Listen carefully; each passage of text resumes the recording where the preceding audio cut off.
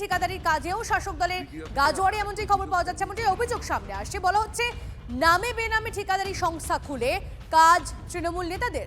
তন্ময় আমাদের প্রতিনিধি আমাদের সঙ্গে রয়েছে। তন্ময়, এবার ঠিকাদারি সংস্থা খুলে নাকি তৃণমূল নেতারা এরকম গাজোয়ারি করছে, কি ঘটছে ঠিক ঘটনা?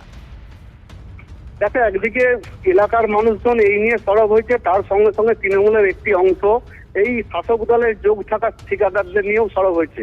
তার সঙ্গে সঙ্গে এলাকার বিজেপি বিধায়কও সরব হয়েছে, যেখানে একটি ঘটনাকে কেন্দ্র করে যেমন হচ্ছে দেখা যাচ্ছে যে সমস্ত ওই পাড়াই সমাধানের কাজ, যেখানে বুথ পিছু 10 লক্ষ টাকা করে কাজ, আর এটাই প্রচুর পরিমাণে কাজ বেরিয়েছে এক একটি ব্লকে, যেখানে 250 থেকে 300টা করে এক একটি ব্লকের বুথ আছে। আর এই কাজ কারা নেবে সেই নিয়ে এক প্রকার ঠান্ডা লড়াই, যেখানে তৃণমূলের অর্থাৎ শাসক দলের একটি অংশ যারা জনপ্রতিনিধি তারা নিজেদের নামে কন্ট্রাক্টরি লাইসেন্স বার করেছে এবং তার সঙ্গে সঙ্গে এলাকার কাজগুলি তারা কুক্ষিগত করে নিচ্ছে। আর এটাকে কেন্দ্র করেই এলাকায় সরব হয়েছে অন্যান্য তৃণমূল নেতারা। বেশ, ধন্যবাদ।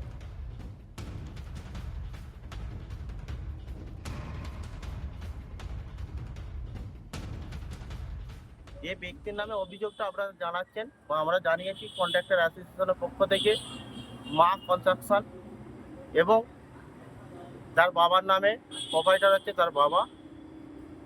এইটা আমাদের বিডিও অফিসেরই শেষ স্টাফ। এই বিষয়টাকে আমরা বিডিওকে জানিয়েছি, বিডিও বলেছে আমি তদন্ত করেন, যেহেতু নতুন আমরা তদন্ত করে দেখছি, দেখে যদি রেগুলেশন করা থাকে তাহলে ওইটাকে আমরা কোনো ব্যবস্থা নেব।